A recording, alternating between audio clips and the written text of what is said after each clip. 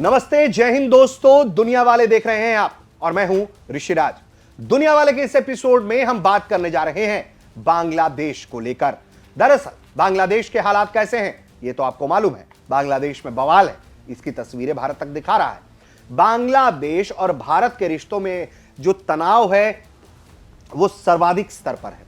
हादी की जिस तरह से घटना में मौत हुई, उसके बाद जिस तरह से हिंदुओं पर हमले हो रहे हैं, ये तमाम चिंताएं बांग्लादेश को भारत के आगे कन्फ्रंट की स्थिति में खड़ी करती हैं, क्योंकि हादी के मामले में भारत का नाम जबरदस्ती घसीटा गया और फिर अल्पसंख्यकों पर हिंसा। भारत ने जब नाराजगी दर्ज कराई तो बांग्लादेश अलग ड्रामा करने लगा, प्रोपेगेंडा करने लगा। बांग्लादेश में चरमपंथियों की ताकत बढ़ती जा रही है। ऐसे में बांग्लादेश और भारत के रिश्ते बहुत अच्छे स्तर पर दिख नहीं रहे। बांग्लादेश में एक व्यक्ति के एंट्री की बहुत चर्चा है। अब वो व्यक्ति कौन है और उससे क्या फायदा हो सकता है, वो भारत को लेकर क्या सोचता है, यह भी बहुत जरूरी हमारे लिए समझना है। भारत घुसपैठियों को लेकर बहुत सख्त रवैया अपनाए हुए है।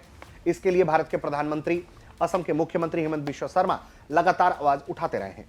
पीएम मोदी ने हाल ही में असम में मौजूद होकर जो कहा है, पहले वो सुनवाते हैं, फिर बात आगे करेंगे उस व्यक्ति की, उस व्यक्ति विशेष की, कि वो भारत को लेकर कैसी नीति रखना चाहता है।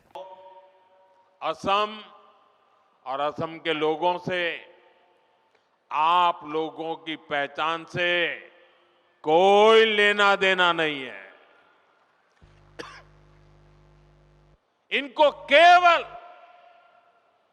सत्ता, सरकार और फिर जो काम पहले करते थे वो करने में इंटरेस्ट है। इसलिए इन्हें अवैध बांग्लादेशी घुसपैठिए ज्यादा अच्छे लगते हैं। अवैध घुसपैठियों को कांग्रेस ने ही बचाया और कांग्रेस ही उन्हें बचा रही है। दरअसल तारिकुर रहमान की वापसी की चर्चा होने लगी है। बीएनपी के सर्वेसर्वा कह लीजिए, नीति निर्देशन वाले व्यक्ति कह लीजिए, उनकी वापसी की तैयारी है। माना जा रहा है कि बांग्लादेश में बीएनपी को सामने से वो लीड करने के लिए आ रहे हैं। और बीएनपी भारत को लेकर क्या सोचती है, तारिकुर रहमान जो हैं वो क्या सोचते हैं, वो बहुत अहम हो जाता है। तो इस वीडियो में हम इन्हीं पर चर्चा करते हैं। तो ये जो तारिक रहमान हैं वो कभी कभी जो है तारिक जीआर रहमान के नाम से भी जाने जाते हैं। बांग्लादेश की जो प्रमुख विपक्षी पार्टी है, बांग्लादेश नेशनलिस्ट पार्टी बीएनपी, उसके कार्यकारी अध्यक्ष हैं। वो पूर्व राष्ट्रपति जियाउर रहमान और पूर्व पीएम खालिदा जिया के बेटे हैं। जो तारिक रहमान हैं वो 1990 के दशक में राजनीति में शामिल हुए। उनकी मां खालिद जिया के नेतृत्व में एंटी ऑटोक्रेसी मूवमेंट उन्होंने चलाया। पहले वो बीएनपी के सीनियर वाइस चेयरमैन थे। अब वो लंदन में से जो है निर्वासन में रहते हुए पार्टी को निर्देशित करते हैं। बांग्लादेश में उनके आने की चर्चा है। उनका जो प्रभाव है क्या है बांग्लादेश में, ये भी समझिए। तारिक रहमान बांग्लादेश की राजनीति में एक ध्रुवीकरण करने वाले शख्सियत हैं। उनके समर्थक उन्हें दूरदर्शी राष्ट्रवादी मानते हैं, जबकि उनके विरोधी उन्हें आपदा का कारण बताते हैं। बीएनपी के मुख्य रणनीतिकार हैं और पार्टी के नीतियों को विदेश से निर्देशित करते हैं। बांग्लादेश की जो राजनीति में उनका बड़ा प्रभाव है। 2024 में शेख हसीना की सरकार गिरने के बाद उनकी भूमिका बढ़ गई। बीएनपी को पुनर्जीवित करने में वो महत्वपूर्ण भूमिका अदा कर रहे हैं। हाल के सर्वे में बीएनपी को 33% समर्थन मिला, जबकि जमाते इस्लामी को 29%। 1971 के मुक्ति संग्राम की विरासत को जोड़कर बीएनपी को उदारवादी छवि देने की कोशिश कर रहे हैं, जिससे इस्लामिक कट्टरवाद की चुनौती का सामना हो रहा है। हालिया अपडेट्स में 25 दिसंबर 2025 को उनके बांग्लादेश लौट आने की संभावना है, जिससे राजनीतिक परिदृश्य बदल सकता है। बीएनपी के सामने यह चुनौती है इस वक्त कि वहां जो कट्टरवादी ताकतें हैं, जो जमीयत है, जो इस्लामी मोर्चे पे, कट्टर इस्लामी मोर्चे पर लड़ने वाली पार्टी है, वो अब बीएनपी को जो है वो टक्कर दे रही है। ऐसे में शेख हसीना की पार्टी को तो पहले ही बैन कर दिया गया है, आउट कर दिया गया है।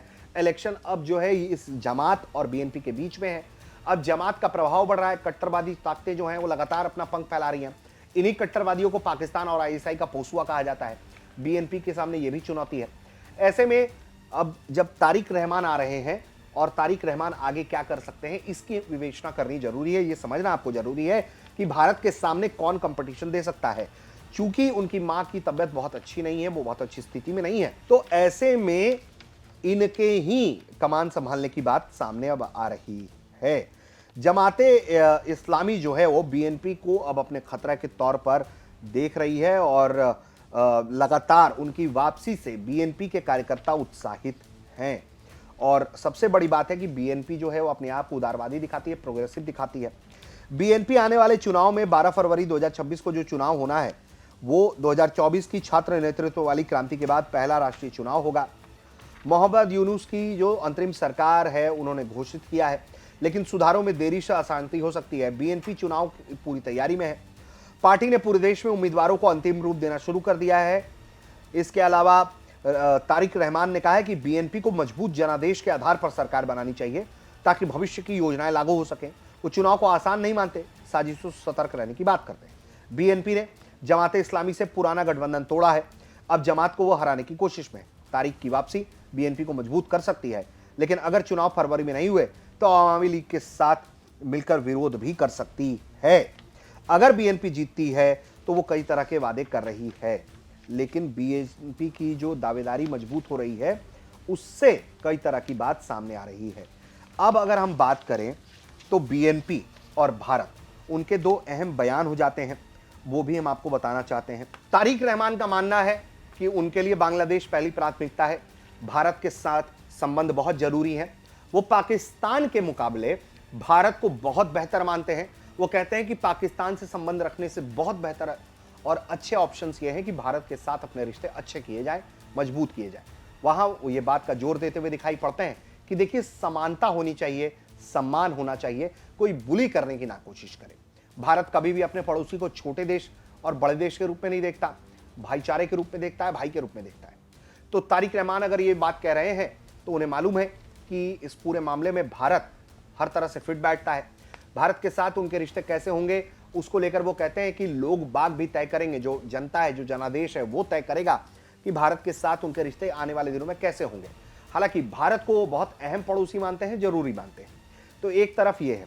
दूसरी तरफ उनकी पार्टी ने इंडिया टुडे से बात किया और इंडिया टुडे से बातचीत के दौरान उनकी पार्टी ने कहा कि जो तारिक रहमान हैं उनकी भूमिका अलग है और बहुत महत्वपूर्ण है। उन्होंने ये भी कहा है कि बीएनपी का बांग्लादेश में हो रहे इस वक्त जो हालात हैं उससे कोई लेना देना नहीं है, क्योंकि बांग्लादेश के पास न सरकार की कमान है, ना इंटेलिजेंस है, ना पुलिस है। ऐसे में अंतरिम सरकार जो है वो तमाम मामलों में मजबूती से इन्वेस्टिगेशन करे और सख्ती से नियम कानून का पालन करवाए। उन्होंने ये भी कहा है कि बीएनपी जो है वो आने वाले वक्त में अच्छा काम करने की कोशिश करेगी, साथ ही कोई जो फंडामेंटल एलिमेंट्स हैं, जो रेडिकल एलिमेंट्स हैं, जो बांग्लादेश के हालात को खराब करने का काम कर रहे हैं, उसके खिलाफ एक सक्रिय भूमिका निभाने में बीएनपी अपनी भूमिका अदा करने को तैयार है। इसके अलावा बीएनपी ने यह भी कहा है कि भारत के साथ हमें अच्छे रिश्ते रखने हैं, हम अच्छे रिश्ते रखना चाहते हैं। अगर हम सत्ता में आते हैं तो भारत के साथ कॉर्डियल और म्यूचुअल रिलेशनशिप हम रखेंगे और ये दोनों ही देशों के साथ बेहतर होगा। दोनों देश एक दूसरे के साथ अगर सम्मान से रहना पसंद करते हैं तो। एक तरफ भारत का मुद्दा घुसपैठ का है, रोहिंग्याओं का है। भारत बांग्लादेश में हो रहे चरमपंथियों को लेकर भी परेशान है, बीएनपी भी परेशान दिख रही है। तारिक रहमान एक बड़े चेहरे हैं जिनकी एंट्री हो रही है सियासत में वापस से, और वो वापसी कर सकते हैं बांग्लादेश में और उनके नेतृत्व में चुनाव हो सकता है। तो भविष्य में बांग्लादेश में कौन सत्ता में आएगा ये निर्भर करता है, लेकिन बीएनपी के जो अहम चेहरे हैं तारिक रहमान, वो किस दिशा में भारत को लेकर सोच रहे हैं ये हमने आपको बताया। उनकी पार्टी भारत को लेकर सोच रही है, क्या सोच रही है ये हमने आपको बताया, क्योंकि भारत की चिंताएं बॉर्डर को लेकर हैं। भारत बहुत स्पष्ट कर चुका है, वहां जो कट्टरवादी ताकतें पाकिस्तान के इशारे पर कर रही हैं उसको लेकर भारत चिंता जाहिर कर चुका है। अल्पसंख्यकों पर होते हमले को लेकर भारत चिंता जाहिर कर चुका है। तो मौजूदा जो अंतरिम सरकार है, यूनुस सरकार, उससे बहुत अच्छे रिश्ते नहीं है। उम्मीद है कि अगर बीएनपी जैसी पार्टी भी अगर सत्ता में आई और चूंकि अब वो जमात से अलग हो चुकी है, एक बेहतर ऑप्शन के तौर पर खड़ी हो रही है, तो इनसे भारत के रिश्ते अच्छे हो सकते हैं। हालांकि ये सब कुछ भविष्य के गर्भ में है और आने वाले वक्त में ही ये सब कुछ तय होगा। तो तारिक के एंट्री से बांग्लादेश की स्थिति कितनी बदलेगी ये भी देखना होगा। फिलहाल उनकी संभावनाएं आने से क्या हो सकती हैं, बीएनपी क्या भूमिका अदा कर सकती है बांग्लादेश में और भारत के साथ कैसे रिश्ते होंगे, ये समझने की कोशिश की हमने दुनिया वाले के इस एपिसोड में।